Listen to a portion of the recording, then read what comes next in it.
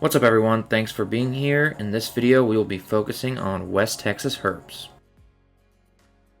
Our very first herp of the trip was a clipped Mojave rattlesnake, but getting this Texas toad early on was a nice start.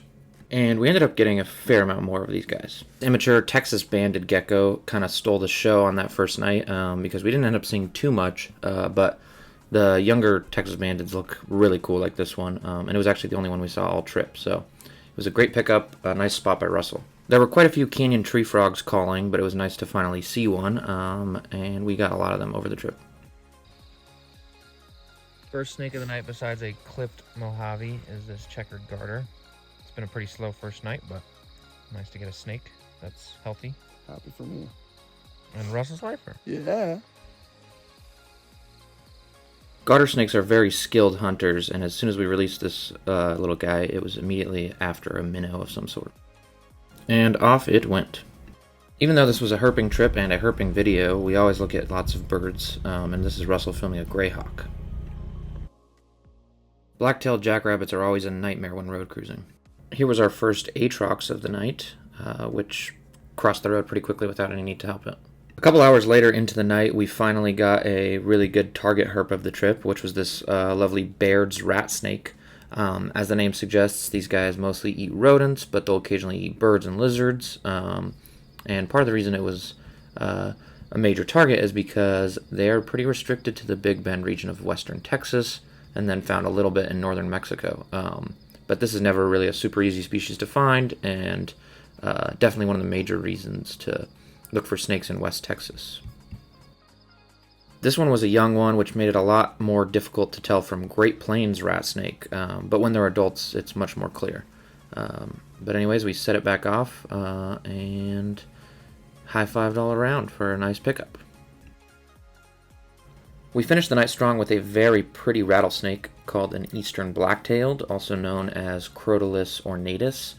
These guys are close relatives of Crotalus molossus, or the western black-tailed rattlesnake, and they recently split. These guys kind of meet molossus in southwestern New Mexico, but ornatus is found in West Texas, central and south New Mexico, and northern Mexico.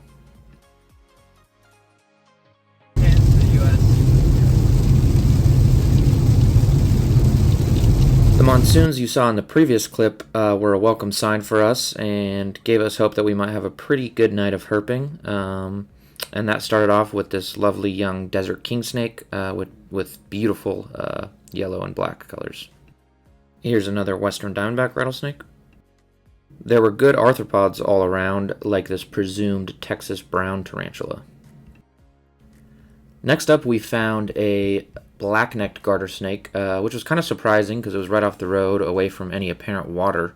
But this was by far the most beautiful garter snake I've ever seen. There are some really pretty ones out there in the U.S. that I have yet to see, but this one blew me away. I've seen black-necked before, but never quite this bright.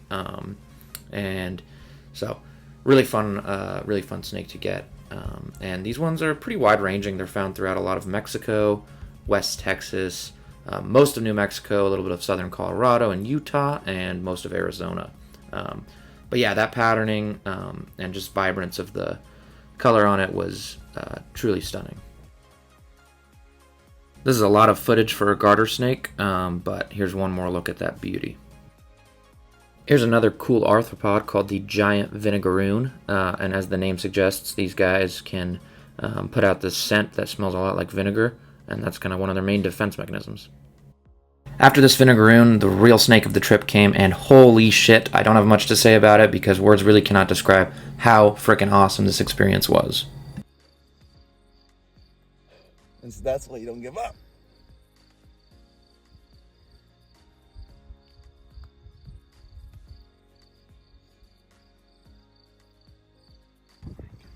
Erik with the spotlight of the century. Oh my god, dude. They're easy, bro.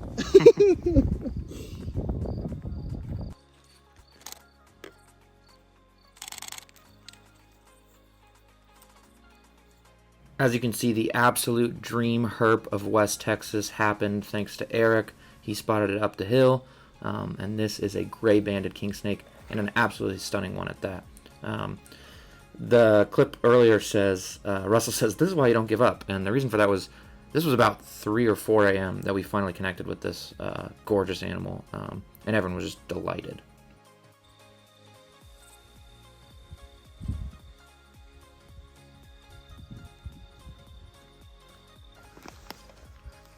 The West Texas snake.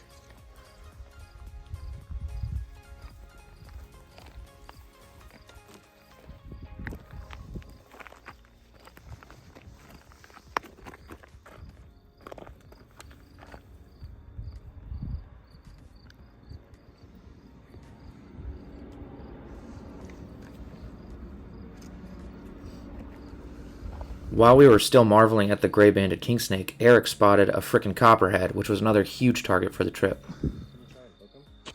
Here.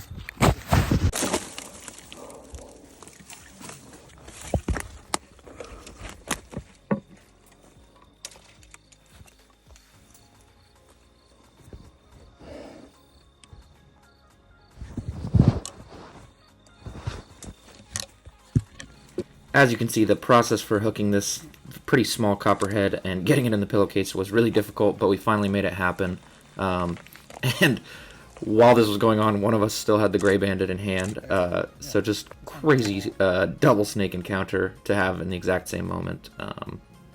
Sites like iNaturalist still consider this to be part of the species broad-banded copperhead, but most classifications consider it to be a separate species called trans-pecos copperhead, which is really cool because usually copperheads are sort of restricted to watery areas, but these ones hang out in the desert. They still like riparian when they can get around it, but definitely much more desert adapted than other species of copperhead. We had to flex the gray-banded X trans-pecos copperhead sighting at the same time because it was just too cool to us to have both of these snakes in our presence at the same moment. What an awesome night. We had to climb back up a slope to release the gray-banded king snake, so no video of that, but here's the copperhead heading out. And after we released both of those and headed back, we got back at about 7 a.m. So long night, but totally worth it. The next day we slept in a little bit and then headed north to this really cool spring area that has the Comanche Springs pupfish, which is a really nice little endangered and endemic fish, only found in freshwater springs in a very small portion of West Texas. Very cool detour. Our final night was very slow because about a half hour after this video was taken, we got absolutely dumped on by a monsoon, so it was mostly just amphibians, but always cool to see the Mexico-Texas border and the mighty Rio Grande. We saw a bunch more Texas toads, but our amphibians were highlighted by this Rio Grande leopard frog, which was a really nice bright green, as well as a western narrow-mouthed toad, which was super tiny, not a species I'd ever seen before, but a really cool one that uses that narrow mouth to burrow underground. The asphalt's really tiny, and you could see a scale of my hand to get a sense for how small this individual was. Thank you so much for watching. This trip was totally a blast, and I was super stoked to finally put the video together. Thanks to Russell, Bobby, and Erik for making it a great time, and we will see you on the next video for some international content.